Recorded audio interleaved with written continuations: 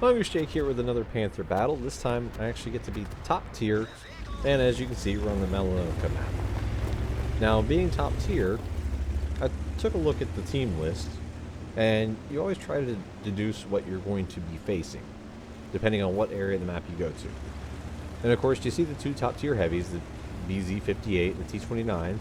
You expect them to be up there, which the T-29 I would not want to be going on the hill to face off against him, because that's literally the ideal position for the T-29, to get hull down on the reverse slope of a hill while top tier.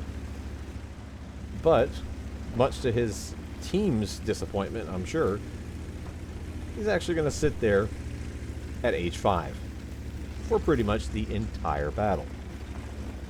So now, instead of going and possibly pushing where the Skoda is, which was kind of my second thought, I do just go ahead and go on up the hill. I see that my heavies are slowly making their way up, and while the Panther's not the fastest medium in the world, it's going to be a lot faster than everything here compared to the CDT, the Tigers, and the KV2, and even compared to the T-34-100. As I'm trying to sneak a shot in, but the T-25/2 dies before I can get there. But most of my game is going to be spent here on the hill. And you're thinking, well, why would you take a Panther, which is basically the supreme long-range sniping tank, why would you take it into a point-blank brawl? That's because something that's not taken into account by most people is that the Panther has very good armor, specifically on the upper plate of the hull and the turret front, which of course I can keep aimed at enemies if I'm choosing to engage them frontally. We're chasing off the Hellcat, which I don't know why he decided to come up here by himself and get up ahead of all his support. But I'm going to push over and try to see what I can see, because at first you're thinking that, okay, they haven't pushed hill. No, it's more of they're just being slow about getting up here, which has allowed me to already rack up basically half of my HP and damage. And despite the Tiger 131 getting a very lucky hit into the ammo rack, which, for those of you who don't know, the ammo rack on the Panther is large, so shots through the hull can damage your ammo rack from the front, which is why you want to keep only the front upper plate showing. I think that shot actually came in through the slightly right-hand side of the hull. Trying to get a good look at it. I think it came through the right-hand side, so I do have to reverse down. The T-34-100 is deciding to stay at the windmill, which is a bad move, to be honest. But as long as the T-34-100 is going to sit there, I'm going to take the freebie shots into the side of the BZ. Because aside from the T-29, that BZ is the next most dangerous vehicle in this situation. And as you can see, we did have to retreat down to the backside, but now I can get truly hull down and keep just my turret front facing all of these tanks. And the Panther has a small turret as well. When you're looking at one frontally, it's a fairly small target, and they're going to have to hit my best armor. Which, while this is certainly no T-29, the frontal plate of the Panther can bounce non-premium shells from the same tier or lower. Which is, well, exactly the situation I'm in. So this is not a bad situation, and the team is pushing and winning. So the job is basically to bottleneck the 1/3 of the team that I'm facing up here, to bottleneck them long enough so the rest of the team can make a push through the middle and the south. And so far, so good. And if you're wondering why the gun gets damaged here, and it will later in the game, it's because they're hitting the gun mantlet. And looking at the front of the Panther, when I'm hull down like this, that's about all they have to shoot at. It does have a small cupola, and the turret front can be penned. As you're seeing It's doing a very good job as is, though. And if you're wondering, you've seen heat out of the KV2. That was the short howitzer, the 122. That is not the top gun. So it must be a KV2 who's actually still grinding the guns out. The one I'm mostly worried about is, well, that SU-152. Because I believe he's firing heat, because I've seen him do 700 damage to a couple of different teammates. So I am actually concerned about him. As you can see, I'm just notating by panning out when he fires. And he's fired now, so you see I'm more than willing to push up and get some shots into the Tiger and the KV2. And then when I think he's about reloaded, I'm not going to risk it.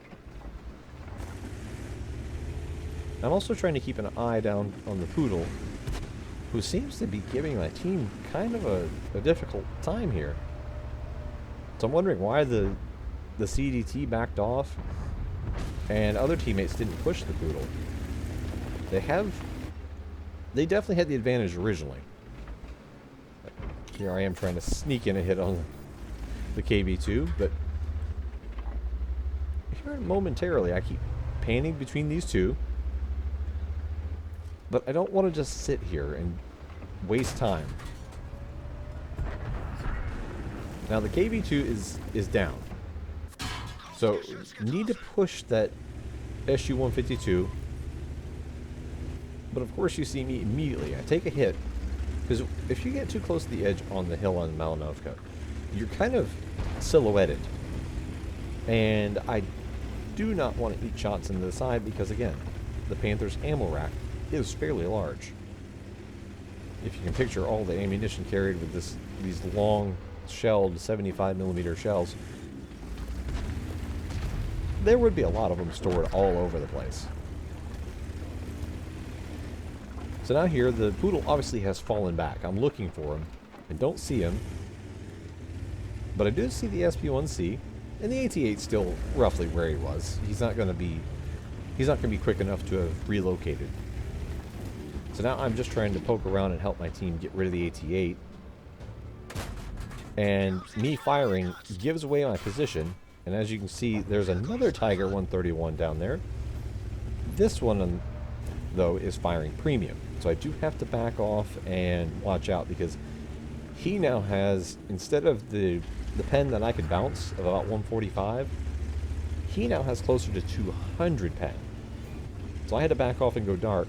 And if you're pushing down Malinovka's hill, do not go where the Tiger P went. Go where I go. You come down, dive to the right, and then motor straight towards these boulders. That's what these are actually put here for. It is definitely a game design. You're supposed to get down here as quick as you can, get to these, and try to clear out the defenders. I'm also using the enemy Hellcat as cover. That way I can get rid of this Poodle. And as you can see, the way I'm angled, showing just my turret and upper plate, he actually bounced 2 of his premium shots off of me. And now I'm trying to wiggle the wreck of the Hellcat out of the way so I can work on just DPMing the Tiger. And with them gone, we know where the last two are. The T-29's barely moved 1.5 map grids, and the SP1C is just trying to hold out down as far to the water's edge as he can. And as you can see, I've already registered about 3,500 damage and blocked exactly as much damage as my health. So the Panther's armor was definitely working in this game. The Panther has 1,300 HP and I've blocked 1,300.